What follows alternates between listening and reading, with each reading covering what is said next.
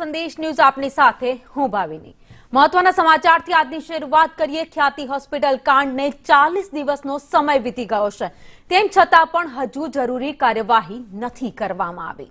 પીએમજેવાયનો દુરુપયોગ કરી ગરીબ દર્દીઓના હાર્ટ ચીરી નાખતા મેડિકલ માફિયાઓ સુધી હજુ સુધી તપાસનો રેલો પહોંચી શક્યો નથી। નાની માછલીઓને પકડીને મોટા મગરમચ્છોને બચાવવાનો પ્રયાસ થઈ રહ્યો હોય તેવો ઘાટ આ વખતે પણ સર્જાયો છે। રાજ્ય સરકારને આરોગ્ય વિભાગમાં કોઈ જવાબદાર અધિકારી નથી મળી રહ્યો, જ્યારે હકીકત એ છે કે આરોગ્ય વિભાગની જાણ બહાર આટલું વ્યાપક કૌભાંડ થઈ જ ન શકે। ખ્યાતિકાંડમાં આખું તંત્ર આંખ કાન અને મોઢા બંધ રાખીને બેઠું છે। કાર્યવાહીમાં કરવામાં તંત્રનું ટોપ ટુ બોટમ સુપરવિઝન નિષ્ફળ રહ્યું છે।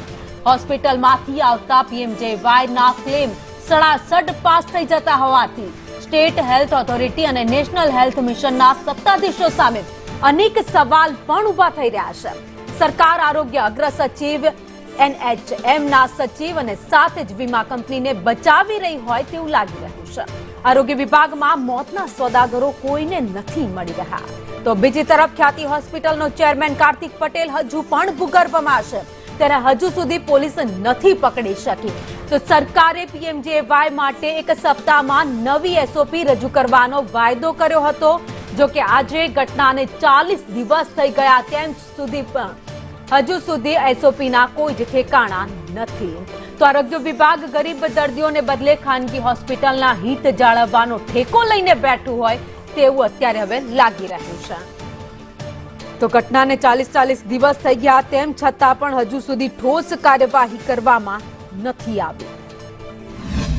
આખી પીએમજેવાય યોજનાની અંદર પેશન્ટને દાખલ કરવાથી માંડી સર્જરી કરી અને જે ક્લેમ કરવાની આખી જે પ્રોસિજર છે, એ પ્રોસિજરમાં જ્યાં લૂપ માલુમ પડી છે, એ લૂપનો ફાયદો લઈને કેટલાક લેખભાગુ તત્વોએ જે પ્રકારનો આ ફાયદો ઉઠાવવાની અને કદાચ આ ગુનાહિત કૃત્ય કર્યું છે। ફરિયાદ પણ આપણે કરી છે, 2 ફરિયાદ નોંધાવી છે અને આ જ હોસ્પિટલ દ્વારા ક્યાંક ખોટા ઉપયોગ કરી, આઈડીનો ઉપયોગ કરી અને એની સાથે જે એજન્સીને આ કામ મળ્યું છે પીએમજેવાય બનાવવાનું, એના લોકો પણ આમાં સામેલ થયાનું માલુમ પડ્યું છે। એટલે ત્રીજી ફરિયાદ પણ આ બાબતની થવાની છે।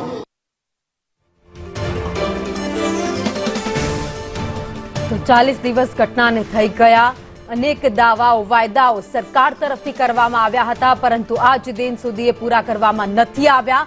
તો જે મુખ્ય આરોપીઓ છે તેને ક્યાંક બચાવવામાં આવી રહ્યા હોય સમગ્ર ઘટનામાં એવું લાગી રહ્યું છે। એટલું જ નહીં, આરોગ્ય વિભાગની પણ અહીંયા બેદરકારી દેખાય છે, કારણ કે પીએમજેવાય અંતર્ગત જે ક્લેમ કરવાના હોય એ પણ વીમા કંપનીએ પાસ કરી દીધા છે, કયા આધાર હેઠળ કરવામાં આવ્યા તેવા અનેક સવાલ પણ થઈ રહ્યા છે। વધુ અપડેટ સાથે સંવાદદાતા હિરેન રાવલ અમારી સાથે જોડાઈ ગયા છે। હિરેન, આખો ખ્યાતિકાંડ બન્યો, અનેક લોકોના હૃદય ચીરી નાખવામાં આવ્યા, કેટલાય લોકોના મોત થઈ ગયા, તેમ છતાં પણ ઘટનાને 40 દિવસ થયા છતાં પણ કોઈ એવા મુખ્ય આરોપીઓ છે જે હાથે નથી લાગી ગયા। એટલું જ નહીં, કાર્તિક પટેલ હજુ પણ ભૂગર્ભમાં છે। તો બીજી બાજુ એસઓપીની વાત જે સરકારે કરી હતી એ એસઓપીના પણ હજુ સુધી કોઈ ઠેકાણા નથી, માત્ર વાયદાઓ અને દાવાઓ થઈ રહ્યા છે।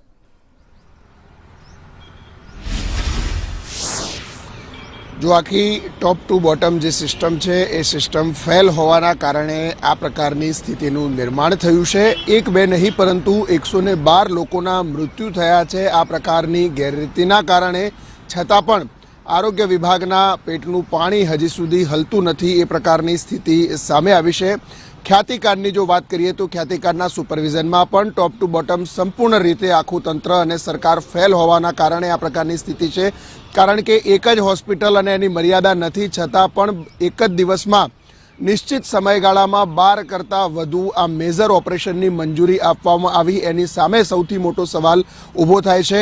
ન તો આરોગ્ય વિભાગના અગ્ર સચિવને આ અંગેની કોઈ ચિંતા છે, ન તો આરોગ્ય વિભાગના કમિશનરોને, અથવા તો ન તો એનએચએમના ડાયરેક્ટર છે કે જેની અંદરમાં પીએમજેવાય યોજના આવે છે, એ પણ આખી આ 40 દિવસ પછી પણ એકબીજા પર ખો આપતા હોય પ્રકારની સ્થિતિ દેખાઈ રહી છે।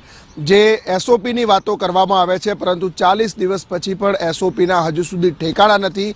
જે એસઓપી તૈયાર કરવામાં આવી હતી એ એસઓપી કેબિનેટ બેઠકની અંદર મુખ્યમંત્રીએ ઠુકરાવી દીધી છે। એ એસઓપી ના પાડી દેવામાં આવી છે કે આ એસઓપી યોગ્ય નથી, નવી એસઓપી તૈયાર કરીને લાવો, અને એટલા જ માટે બુધવારે આ કેબિનેટ બેઠકમાં એસઓપી જાહેર કરવામાં નથી આવી। આ સાથે અન્ય બાબતો જોઈએ તો જો એક જ દિવસમાં જેમાં 12 લોકોને જો પરમિશન આપવામાં આવી છે અને એ પણ માત્ર 30 સેકન્ડથી લઈ અને 6 મિનિટ સુધીના સમયગાળામાં તમામ જે કેસો હતા ખ્યાતિ હોસ્પિટલમાં આવેલા એ ખ્યાતિ હોસ્પિટલોના કેસોની એપ્રુવલ આપી દેવામાં આવી છે. એની પણ તપાસ કરવામાં યોગ્ય રીતે નથી આવી. સાથે જેને એપ્રુવલ આપી છે એવા લોકો સામે પણ કોઈ કાર્યવાહી કરવામાં નથી આવી. અગાઉ પણ ખ્યાતિ સામે ફરિયાદ થઈ હતી, ખ્યાતિ સામે એક્શન લેવાની વાત હતી, પરંતુ સરકારે કોના ઇશારે એની સામે એક્શન નથી લીધા એ પણ એક સૌથી મોટો સવાલ અહીંયા ઊભો થાય છે. આ ઉપરાંત જે સ્થિતિ છે એ જોવા જઈએ તો સરકારનું કહેવું છે કે અમે અલગ અલગ કંપનીઓ જે છે વીમા કંપનીઓ એમની સાથે સંકલન કરી અને વીમા કંપનીઓએ આ કામ કરવાનું હોય છે, પરંતુ વીમા કંપનીઓ છે એમને પણ સરકાર હજુ યોગ્ય જવાબ નથી આપતી, છતાં પણ સરકાર એમને છાવરતી હોય એ પ્રકારની સ્થિતિ સામે આવી રહી છે. આ ઉપરાંત જે બાબતો છે કે માત્ર ને માત્ર આર્થિક ફાયદા હેઠળ સરકારે પણ કેટલીક પોતાના માન્યતાઓની લાગવકવાળા લોકોની અને ખાસ ભાજપના ખેસવાળા લોકોની જે હોસ્પિટલોને મંજૂરી આપી છે એના કારણે આ પ્રકારની પરિસ્થિતિ થઈ રહી છે. ખ્યાતિ હોસ્પિટલનો કાંડ બહાર આવ્યા પછી અન્ય હોસ્પિટલો પણ એવી છે કે જેમાં આ પ્રકારની ગેરરીતિ પીએમજેએવાય યોજના અંતર્ગત હજુ પણ ચાલુ છે. જો કે આરોગ્ય વિભાગ એની સામે મૌન દેખાઈ રહ્યું છે. અત્યાર સુધીમાં ગુજરાતમાં અનેક એવા બનાવ બની ગયા જેમાં અનેક લોકોના મોત થઈ ગયા. જે નિર્દોષ લોકો હતા એ મોતને ભેટ્યા, પરંતુ આ બધી જ ઘટનામાં એવું જ જોવા મળ્યું છે ક્યાંક મોટા માથાઓને છુપાવવાનો પ્રયાસ થઈ રહ્યો હોય.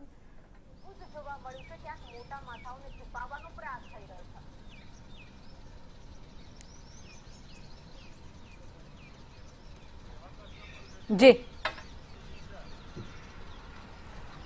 જી હિરેન. જો સ્વાભાવિક રીતે કારણ કે સંપૂર્ણ જવાબદારી આરોગ્ય વિભાગના અગ્ર સચિવની હોય છે અને અગ્ર સચિવ આ અંગે પોતાનો હાથ ઊંચો કરવામાં માની રહ્યા છે કે મારી પાસે આ પ્રકારની કોઈ ફાઇલ જ નથી આવતી, મારું સુપરવિઝન નથી, પરંતુ વિભાગના વડા તરીકે સંપૂર્ણ જવાબદારી આરોગ્ય વિભાગના અગ્ર સચિવ ધનંજય દ્વિવેદીની પણ અહીંયા બને છે. વિભાગના મંત્રીની પણ આ જવાબદારી બનતી હોય છે કે આ પ્રકારના કામો અથવા તો કાંડ છે તે ન થવા જોઈએ. સાથે જે મુખ્ય સૂત્રધાર છે આ ખ્યાતિકાંડનો એ હજુ પોલીસ પકડથી દૂર છે. નથી વિભાગ કોઈ કાર્યવાહી એમાં કરી રહ્યા, નથી પોલીસના હાથ ત્યાં પહોંચી રહ્યા. માત્ર ને માત્ર જે નીચેના લોકો છે એવા લોકોને અહીંયા પકડી અને એમની સામે કાર્યવાહી કરવામાં આવી રહી છે. જે નકલી આયુષ્યમાન કાર્ડ બનાવવાનું જે કૌભાંડ પકડાયું એ આયુષ્યમાન કાર્ડ બનાવવાના કૌભાંડની અંદર પણ આરોગ્ય વિભાગની સંડોવણી, જેને કામ સોંપવામાં આવ્યું હતું જે કંપનીને, એ કંપનીના જ લોકો આની અંદર સંડોવાયેલા હતા. એ જ વેબસાઇટ સાથે ચેડા કરી અને નકલી કાર્ડ લગભગ 3000 જેટલા બનાવ્યા હતા અને આ 3000 જેટલા કાર્ડમાંથી કેટલા ઓપરેશન થયા હશે, કેટલા નાણાં સરકાર પાસેથી લેવાયા હશે એનો આંકડો પણ સરકાર પાસે હજી સુધી નથી. એટલે ઓવરઓલ જોઈએ તો જે સ્થિતિ છે એ સ્થિતિમાં દરેક વ્યક્તિઓ જે ઉપર બેઠેલા છે એ માત્ર પોતાનું ખિસ્સું ભરાય એ માટે કામગીરી કરી રહ્યા છે અને નીચેના જે લોકો છે એ માત્ર પોતાના ખિસ્સા ખાલી થાય, ટેક્સ પેયરના પૈસા ખાલી થાય અને એ પૈસાથી આ પ્રકારના તાગરદિનના અધિકારીઓ અને નેતાઓ કરી રહ્યા છે. જે હોસ્પિટલના સંચાલકો છે એ પણ પૈસા લઈ અને ફરાર છે, પોલીસ હાથમાં નથી આવ્યા એ પ્રકારની સ્થિતિ અત્યાર સુધીની તપાસમાં પણ દેખાય છે. આભાર માહિતી માટે.